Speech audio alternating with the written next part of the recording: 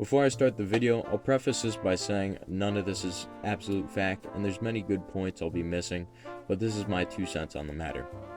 Water, water, and water. Hydration, in my opinion, is the absolute most important key factor to remember and to incorporate in your ruck and your kit as a whole. When stepping off for an event, be that anything from simple local airsoft to stepping off for a milsim event, any training event, real steel or airsoft, or simply any multi-day rucking expedition, the importance of water I feel is simply not stated enough. And as a beginner, when nobody tells you, you'll find out the hard way for sure. Sure, you'll hear the warnings of people working at events such as milsims to drink water because dehydration isn't fun, and that's no joke. But that doesn't matter when you simply don't carry enough on your kit to begin with. For simplicity on the matter, and because my channel's technically an airsoft channel, we'll be using Milsim West events to describe the scenarios going forward, but this advice is more than applicable to a range of different fields.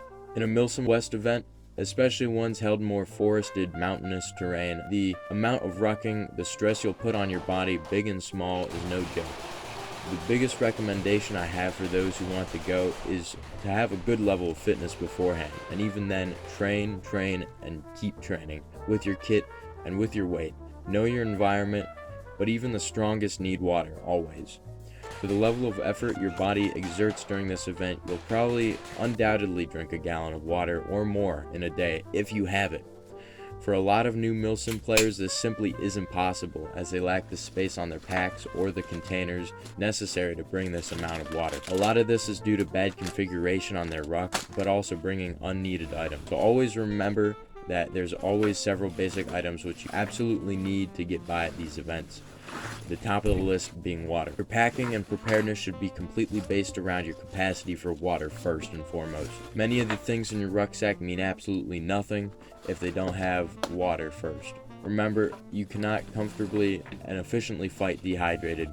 Your body cannot repair itself without water, and your rations can't be cooked without water. Want to bring all that heavy Gucci tactical gear? I guarantee you won't have any use for it if you don't meet the basic needs of sustainment first, especially hydration. Sustainment ultimately should be idolized over combat load. Oftentimes, supply lines are not guaranteed to be efficient or functional at all, and it may be a whole day before you run into the water truck, a water bliver, or even squad mates with medic waters. On your rucksack, you should have at least 3 to 6 liters, and although this does sound like a lot, it's very, very necessary for the amount of sweat you exert and the amount of water you're not provided in return. In my own experience, I ran an undershirt, a field jacket, and a British webbing rig at the last Milsim West event.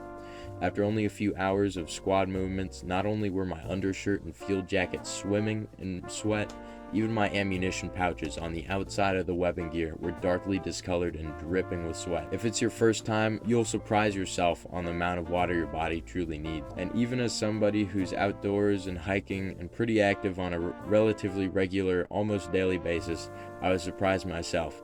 Now there's many ways to store this water. At all times you should have at least a canteen or a camelback of some sort on your combat load. Careful with camelbacks though, as cheaper ones could break easier, and also plastic chemicals leaching into the water has been mentioned before. But as always, there's plenty of terrible chemicals in most of our daily water and food anyways, so it's truly up to you to consider that. On your rucksack, however, it's a free-for-all. However you can safely transport your water as much as possible and efficiently as possible, do it. If this means cheap plastic water bottles from Walmart, or reusing 2-liter soda bottles you drank through, do it. You and your squad mates who likely didn't pack enough water will be more than thankful for the excess in the end, and ultimately you'll end up enjoying the game much more. There's plenty of other things you could pack, many comfort items and other gear you probably want to stuff in your pack and your combat load with, and if you want to, be my guest, but don't heed my warning.